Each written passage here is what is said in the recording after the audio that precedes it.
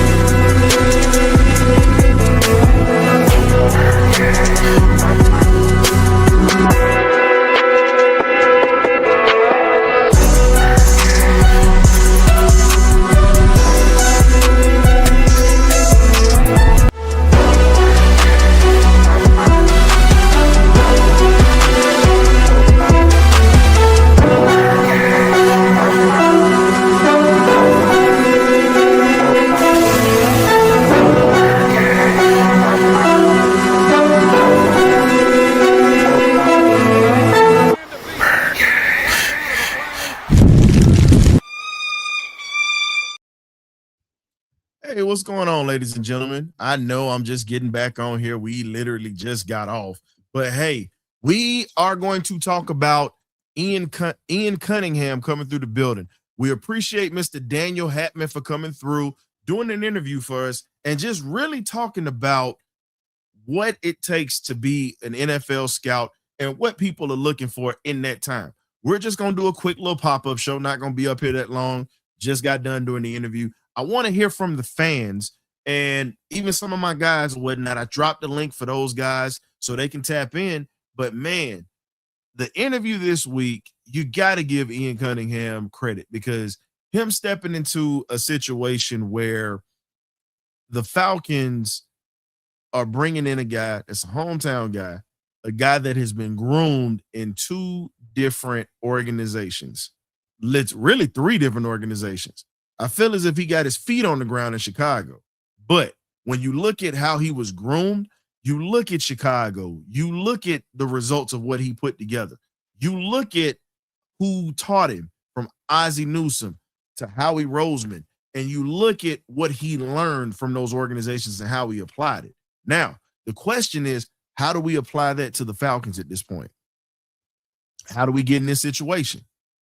I really feel as if the Falcons right now are one of the best teams in the league. We just have to put ourselves in a spot to win. And the way that you win, you build the trenches. This was already said this week. This was already put up there. And looking at it from this standpoint, I really believe that we're going to have to see it to believe it because so many of us are in a spot where we're not believing right now. And it's just the honest to God truth.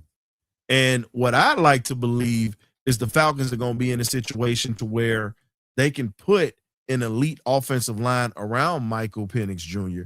and also put himself in a spot to where we can not only win ball games, but also win this division and win playoff games. That's the next step. Right now, win this weak division. Our division is weak right now. There's no excuse why we should not be able to win this division at this point. I'm thinking at this point, what are we going to have to do to put ourselves in that position? How can we put ourselves in that position? What do we need to put ourselves in that position? And where do we need to go to get this? Now, this draft, I feel as if it's going to be ugly for a lot of people at this point. It's not going to be sexy. You might get a receiver, maybe not, but it's just what it is. But joining me right now, we got Coach Cam in the building. What's up, Coach? What up, baby? What's going on? Man, I had to drop the link. We're gonna talk a little bit about this. I know some of the other guys are gonna tap in, but had Mr. Daniel Hatman on the show, coming from a scout perspective, and he explained it, not just from being in school, but also explained what do you look for, what are you dealing with, and the do's and the don'ts. And it was pretty simple, cut and dry. How do you feel? How do you feel when you heard the interview and you tuned in and he talked about what we could possibly do in Atlanta and what we and he and I'm gonna make sure I give him his players or whatnot as I told him. But how do you feel? What did you take from the interview from Mr. Hatman that is possibly gonna be applied with Ian Cunningham? Well, for one, for those who have watched football, we've all seen what Ian Cunningham has done over the last 5 years, in the NFL.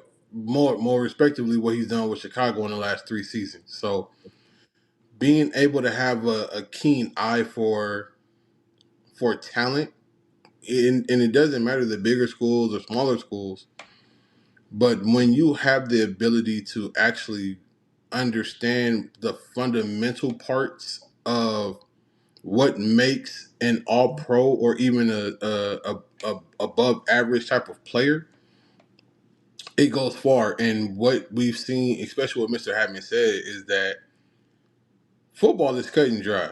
You have to fit a certain mold that fits either the scheme of what the coach is looking for or what is best for your quarterback. So what we can expect is the biggest issue Chicago had was taking care of their offensive line. That was one of their biggest issues, and I feel that he helped clean that up over the last 2 seasons. So with bringing in what's the offensive line coach? I want to say forgot his name. Talking about the You new know, one that you talking about the new one that we just got? Yeah. Give me a So sec. so when you have a guy like that who has put together some of the best offensive lines, and he's developed some of the best offensive line players at Bill the NFL Callahan. scene. I'm sorry, I Thank had you, to make Bill sure I put Cunningham. that out Thank you. there. But when you have a coach who has an eye like that, and it's been proven, and you get someone who's worked in the scouting department and has scouted great players, that can only lead to success. So I've been very skeptical and very hard of the new regime so far. But from what I'm hearing and the groundwork that's being laid, I'm going to hold out being optimistic a little bit longer until I see more of what they do, behind closed doors, and we get to start to see how this team is going to get shaped. I think one of the most dangerous things that could happen with this team is complacentness. You get in a spot where you start to win, you see start looking at work, and it's like, okay, well, we got the offseason looking good. No, this isn't it. This is just the start. This is the foundation. How do you expound upon the foundation? What are you going to build on top of the foundation? Mhm. That's the question. Now, looking at the Falcons at this point, we already know, we saw the tweet from Michael Penix Jr. this week.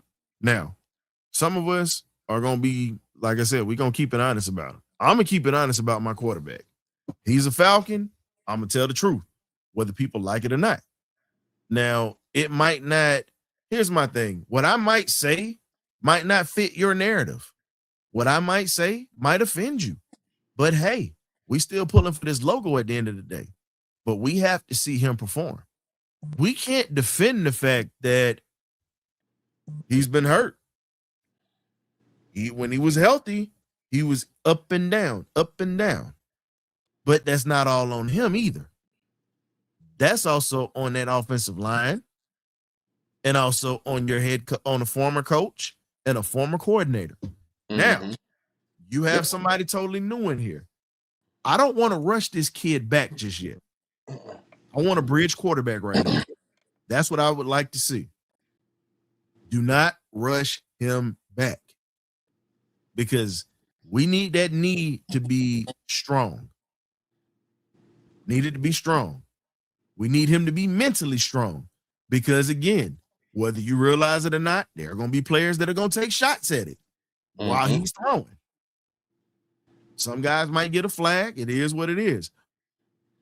But I get you from an offensive player. If I know a guy had an injury, I'm going to try to hurt, but I'm going to hit him in that area to make him think because I don't want him to perform 100%.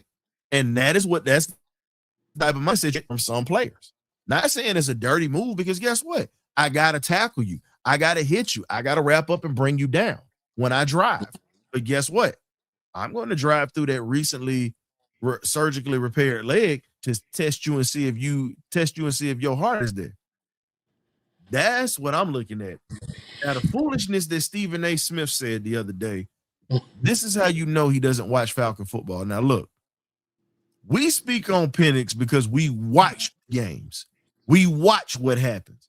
But the one thing that you're not going to do is take shots and say that we should regret drafting him. No. Why would we regret drafting the quarterback?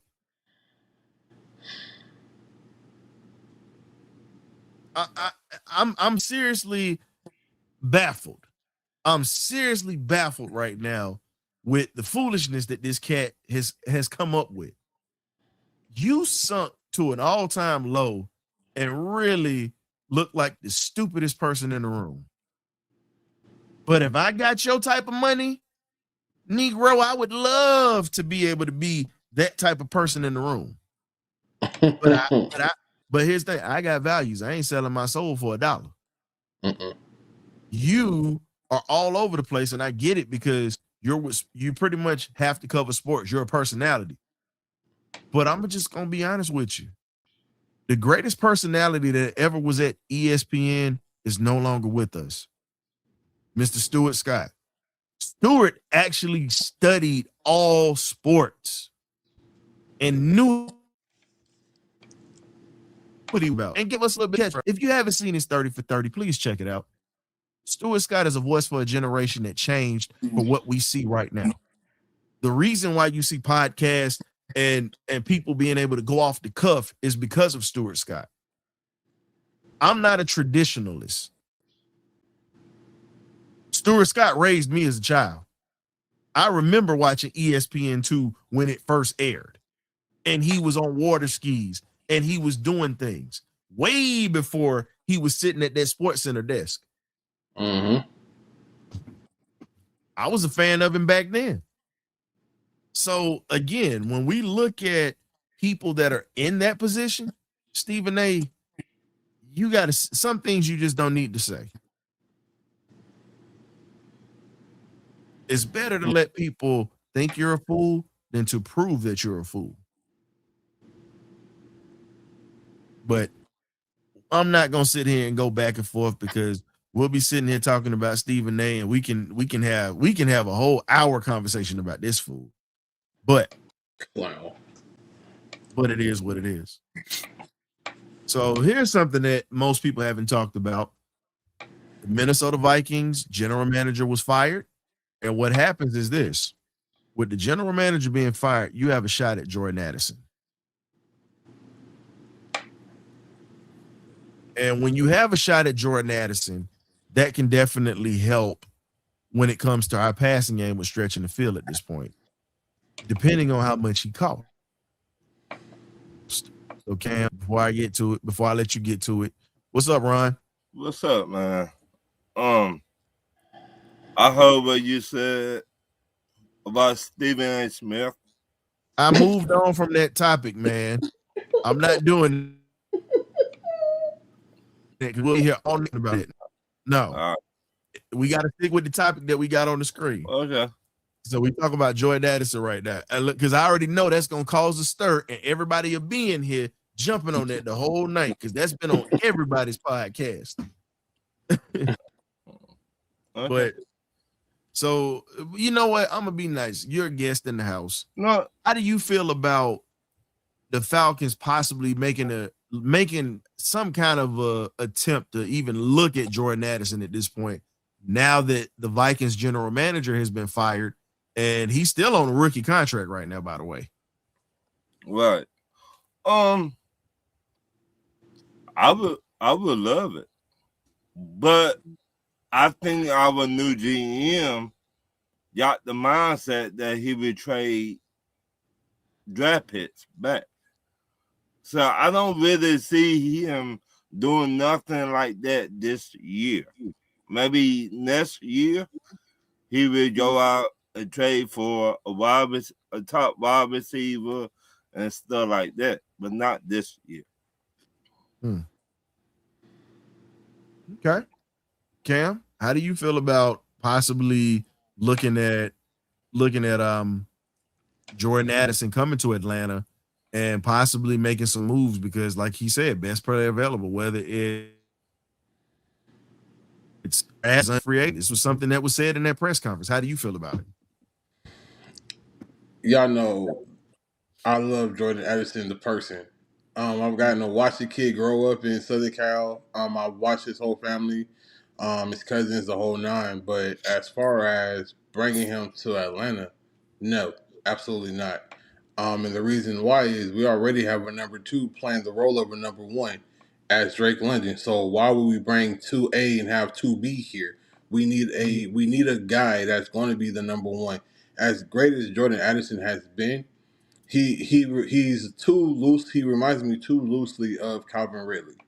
One minute he's there, the next minute he's not. Then he's depressed, and then he wants to do this. And if you're going to come here, we don't need any more, distractions. And when you're trying to win, those are the kind of players that you kind of want to steer away from. And again, Jordan Addison is supremely talented. He'll stretch the field for you the whole nine. But when you have those kind of character flaws, no, keep it far away from this team, because what we did last year with a subpar minded head coach and an offensive deficient coordinator with what our defensive line coach and our DC did with a lot of rookies that stepped in right away. You see where this team is headed. You see what pieces need to be kind of tweaked just a little bit. But to bring in someone like a Jordan Addison who can easily be a cancer and a distraction, you don't want to mess that up. So no, keep him far, far away from Atlanta. Okay. I mean, for me, I look at it like this. If you can get him on a cheap deal and you bring him here, that gives Michael Penix a weapon to stretch the field. I get what you're saying, but I'm looking at the fact that we don't have a true deep threat. They're not going to really give Quincy Skinner any burn. They're not going to give Chris Blair any burn like that. And my thing is, why not look that way? If you're not going to use the guys that's in this building that actually can play, and you don't give them a shot because you don't trust, guess what? Why not look elsewhere? Because I'm still screaming Nick Nash. Because Nick Nash is in Washington now. So he's no longer here. Nick Nash is in Washington. So again, as I said, how would you like to babysit a grown still my French, a grown man? In the off season, he be doing some crazy stuff. And thank you. That's awesome.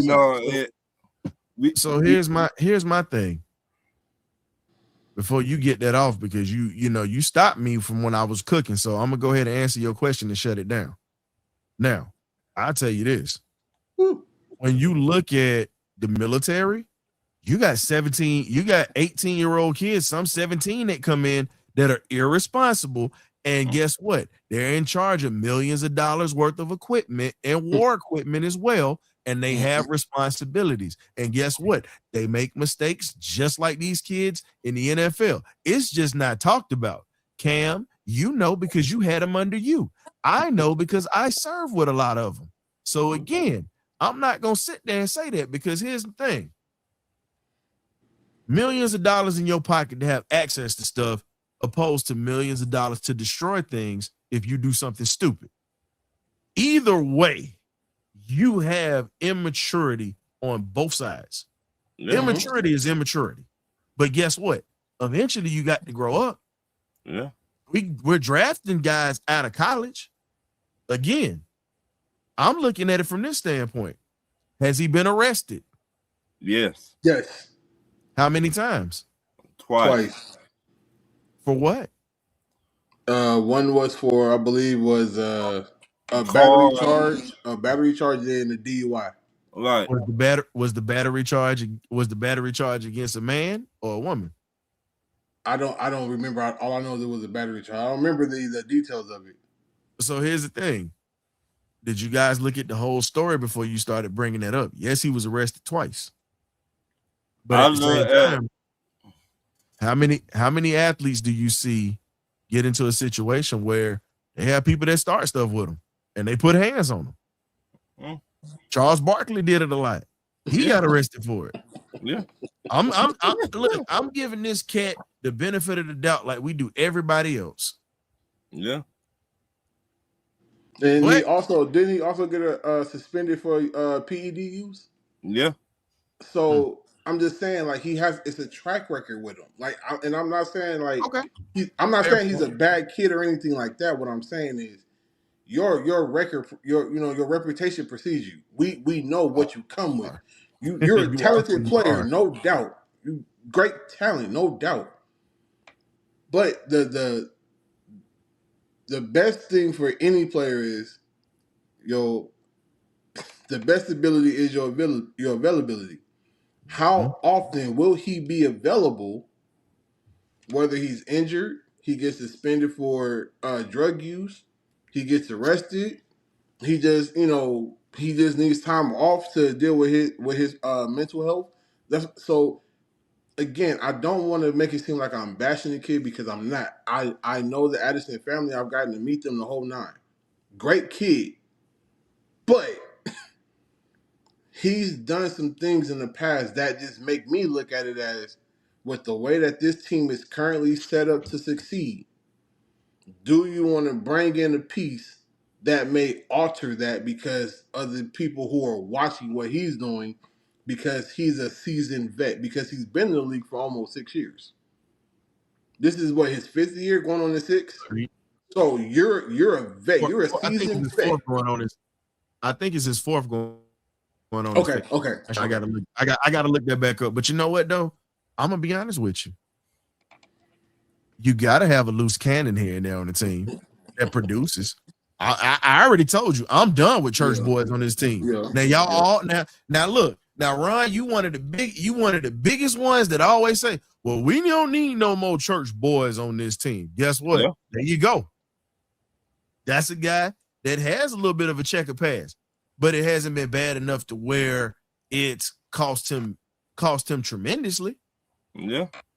But I'm just saying, if we gonna get guys with checker pass, this is what you got to expect. They're not gonna be good. It's some guys that aren't gonna be good at two shoes. I'm sorry. You have to have a mix and a balance of everything. It's just what it is.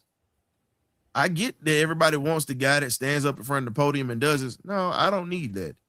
I need me somebody that might have a little bit of a question like a Charles Haley had at one point. But the one thing you can't take is the man can play. That's a fact. Right. That's what I'm looking at. Do you want to win? Do you want to win? Or do you want to do this here? Because we have guidance counselors and assistants that can help. Yeah. And the programs are a little bit better now. Yeah. Definitely. But so I wish the kid the best. That's all I say. I wish him the best. True.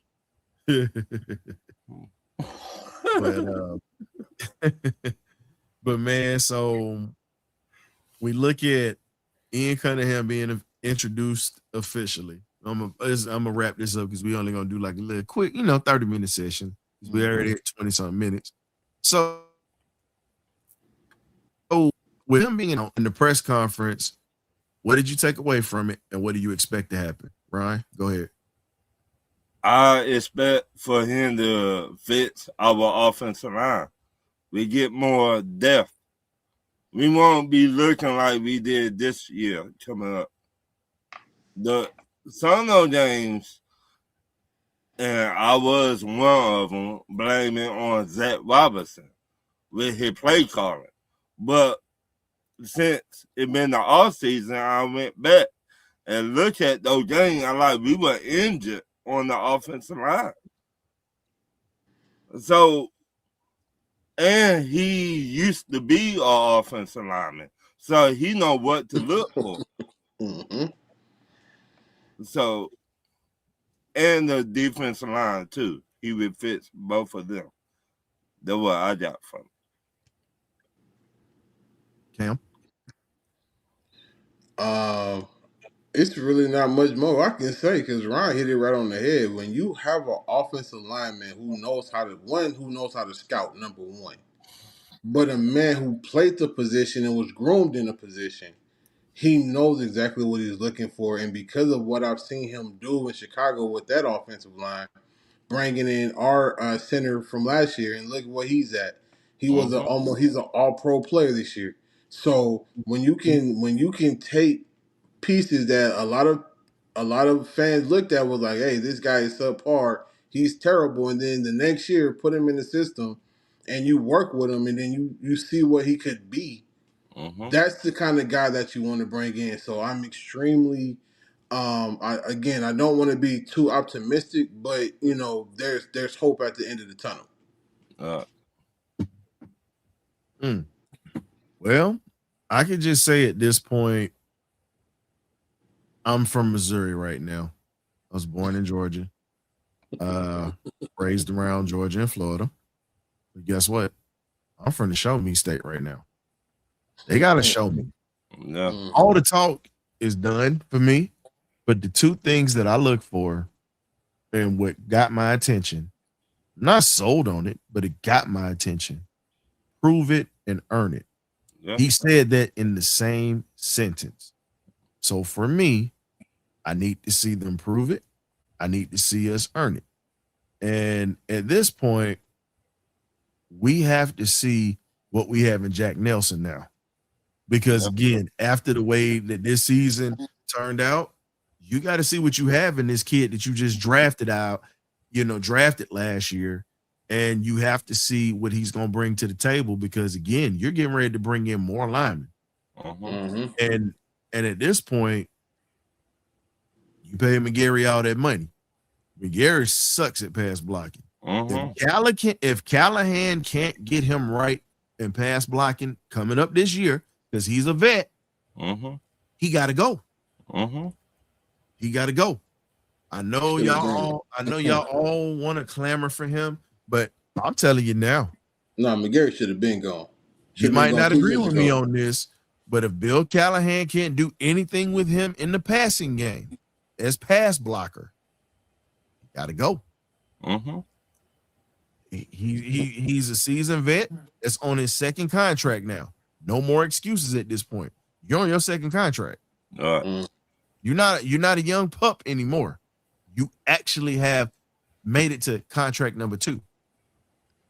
Now, let's see if you're going to crap or get off the pot. But anywho, Ron, tell the folks where they can find you at, man. We were just doing a quick pop-up after the interview that I just conducted with Mr. Hatman. Good interview. Again, that a great interview. You can find me at Talk Your Ears Tuesday nights around 8 o'clock.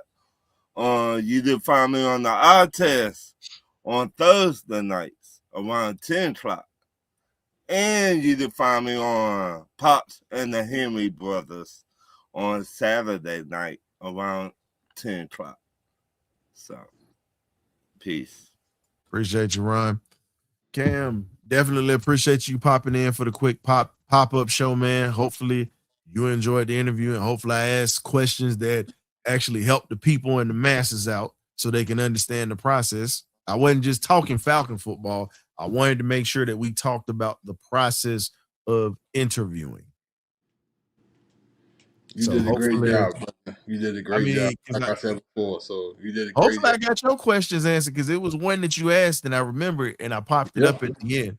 But like I said, the main thing for me, like I said, was Hey, what is it? What is it like for the minorities in this situation? When you talk about women, you talk about African Americans, Asians, it doesn't matter because again, we all know prejudices that come along with it, and it's a hard business.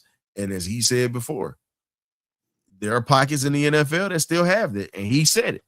So it wasn't offensive, but it was just to let y'all know that it's not fake. It's not a media driven narrative. It's real. Daniel Hatman just confirmed that for you tonight. So when we say that there are issues that are beyond just looking at players and they don't like certain people because of demographics, that right there will tell you everything you need to know. So, Coach Cam, thank you for coming in, my brother. We'll definitely be in touch next week. You know how we get down. So, and for those in the chat, we appreciate you coming back through just to do a little quick wrap up and just a quick breeze. We're going to have a longer show next week when we talk about Ian Cunningham and some of the things that went on in their press conference. And then we're going to probably have some new news too, but we're going to have a great show for you next week. So thank you for tapping in again. This time I'm gone for good till next week or a pop-up show. So y'all, thank you for coming through. Hit that like and subscribe button on the way out. We'll catch you then. You either get